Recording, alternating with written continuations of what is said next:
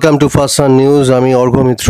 সম্প্রতি আপনারা নিশ্চয়ই দেখেছেন পশ্চিমা গণমাধ্যমে প্রচুর আর্টিকেল প্রকাশিত হয়েছে, যেখানে দাবি করা হয়েছে রাশিয়া বিশ্বকে না জানিয়ে কিছু প্রকাশ না করেই গোপনে 3টি স্যাটেলাইট উৎক্ষেপণ করেছে।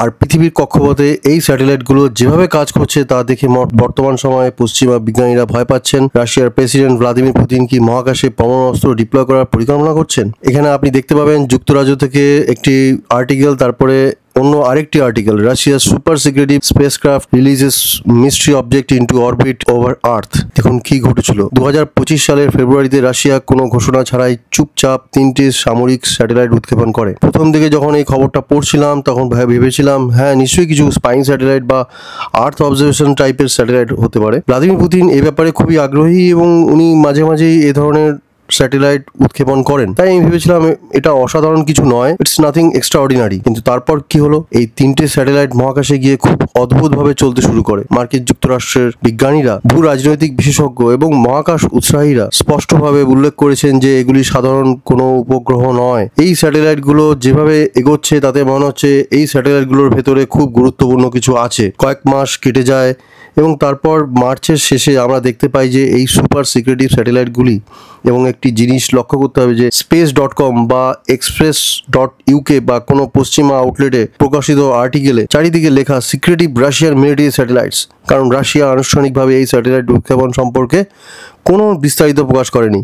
কিন্তু মানুষ একটা জিনিস খেয়াল করেছে, এই 3টে স্যাটেলাইট কক্ষপথে অদ্ভুতভাবে কিছু করছে। যুক্তরাষ্ট্র এখন উদ্বিগ্ন যে রাশিয়া হয়তো মহাকাশ অস্ত্রের পরীক্ষা চালাচ্ছে। মার্কিন যুক্তরাষ্ট্রের লোকেরা উদ্বিগ্ন যে এই উপগ্রহগুলি হয় পারমাণবিক অস্ত্রের মতো কিছু তৈরি করবে বা লঞ্চ প্যাডের মতো তৈরি কিছু করবে। মূলত রাশিয়া হয় মহাকাশে পরমাণু অস্ত্র পাঠিয়েছে, না হয় প্রক্রিয়া শুরু করেছে। এখন আপনার মনে একটি প্রশ্ন আসবে যে মহাকাশে পারমাণবিক অস্ত্র, তার মানে কি মহাকাশে অস্ত্র নিয়ে গেলে পৃথিবীতে আক্রমণ হবে? উত্তর হলো না। এটাই মহাকাশে পরমাণু অস্ত্রের ধারণা। এর পেছনে যদি মূল কোনো কৌশল থেকে থাকে তাহলে এমনও হতে পারে পশ্চিমা মিডিয়া শুধু আতঙ্কিত হয়ে পড়ছে। রাশিয়ার কসমস 2581, 2582 এবং 2583 এই উপগ্রহগুলি কেবল অন্য উদ্দেশ্য হতে পারে।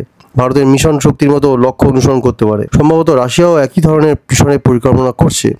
তবে এখানে বলে রাখছি, টার্গেটেড স্যাটেলাইটগুলো সাধারণত পুরনো স্যাটেলাইট হয়ে থাকে। এখানে রাশিয়া নতুন স্যাটেলাইট উৎক্ষেপণ করেছে, তাও আবার 3টে। তাদের মধ্যে কয়েকটি থেকে ধোঁয়া খুব ধীরে ধীরে বেরোচ্ছে। এটা কোনো সাধারণ স্যাটেলাইটের আচরণ নয়, তাই সংশয় থেকেই যায়। আর আপনি যদি রাশিয়ার ট্র্যাক রেকর্ডের দিকে তাকান, রাশিয়া সাধারণত ঘোষণা করে যে আমরা এই স্যাটেলাইট উৎক্ষেপণ করেছি, এটি একটি সামরিক উপগ্রহ, এটি এই উদ্দেশ্যে। তবে এবার এই বিষয়ে বিস্তারিত কিছু জানায়নি রাশিয়া। আর সে কারণেই পশ্চিমা দেশগুলোতে আশঙ্কা রয়েছে যে রাশিয়ার প্রেসিডেন্ট ভ্লাদিমির পুতিন পারমাণবিক অস্ত্র ব্যবহার করে একই সঙ্গে মহাকাশের অন্যান্য স্যাটেলাইটে হামলা চালাবেন যুক্তরাষ্ট্র ও ইউরোপে। কারণ ধারণাটি মূলত এটি, একটি বড় বস্তু ধ্বংস করতে একটি মহাকাশ ভিত্তিক পারমাণবিক অস্ত্র ব্যবহার করা হবে, অনেকগুলি উপগ্রহ ধ্বংস করার মতো। পশ্চিমা গণমাধ্যমে আজ একটি তত্ত্ব আলোচিত হচ্ছে যে মহাকাশে কিভাবে পারমাণবিক পরীক্ষা চালানো যায় তা দেখাবে রাশিয়া। আমি আবারও বলতে চাই, এমনটা হওয়ার সম্ভাবনা খুবই বেশি, কারণ এটি রাশিয়ার রাষ্ট্রপতি পুতিনকে অনেক অ্যাডভান্টেজ দেবে।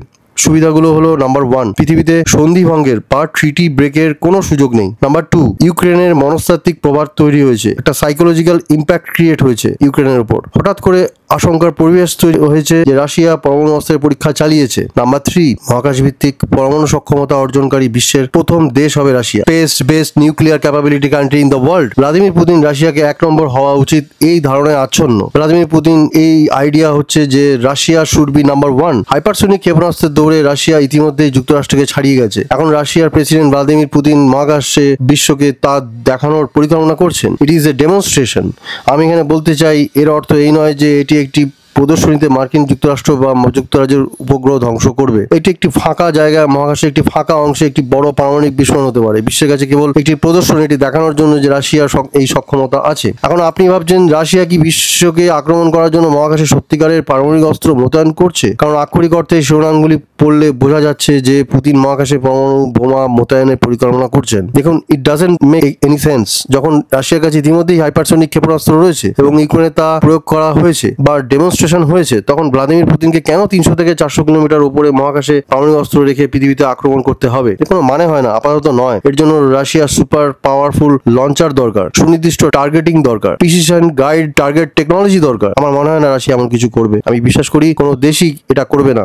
মহাকাশ ভিত্তিক যত অস্ত্রই থাকুক না কেন, সেগুলো মূলত শত্রু দেশের স্যাটেলাইট ধ্বংস করার জন্যই হবে। যাই ঘটুক না কেন, তা কেবল মহাকাশেই ঘটবে। এবং আপনি যদি এই নিবন্ধগুলি মনোযোগ সহকারে পড়েন, তবে এই বিশেষভাবে লেখা হয়েছে যে মহাকাশ ভিত্তিক পারমাণবিক কক্ষপথে উপগ্রহগুলিতে আক্রমণ করতে ব্যবহৃত হবে, স্থলভাগের লক্ষ্যবস্তুতে নয়। Space based nukes will be use to attack satellites in orbit, not targets on ground. আর হ্যাঁ, গত বছর যুক্তরাষ্ট্র অভিযোগ করেছিল যে রাশিয়া মহাকাশে পরমাণু অস্ত্র মোতায়েনের পরিকল্পনা করছে। আর এটা কোনো মিথ্যা খবর নয়। গত বছর এর জন্য রাশিয়াকে অভিযুক্ত করেছিল যুক্তরাষ্ট্র, কিন্তু রাশিয়া বলেছে না, আমরা কিছুই করছি না। আপনি এখানে নিবন্ধটি দেখতে পাবেন। তাই আবারও বলতে চাই, যাই ঘটুক না কেন, পৃথিবীতে বড় কিছু আতশবাজি তো হবে। আমি এই ভবিষ্যৎবাণীটি করছি। আমি এই বিষয়ে একটি ভিডিও তৈরি করতে চেয়েছিলাম, যাতে ভবিষ্যতে যখন কোনো বড় ঘটনা ঘটবে, কমপক্ষে আমি আপনাদেরকে এটা বলতে সক্ষম হতে পারি যে আমি ইতিমধ্যে আপনাদেরকে বলেছিলাম যে এর ভিত্তি প্রস্তুত করা হচ্ছে। আমি আশা করি এমনটা হবে না। মহাকাশে এই ধরনের পরমাণু অস্ত্র পরীক্ষা খুব খারাপ দৃষ্টান্ত স্থাপন করেছে। আমি আশা করি বিশ্বে শান্তি বিরাজ থাকুক, এটাই আমি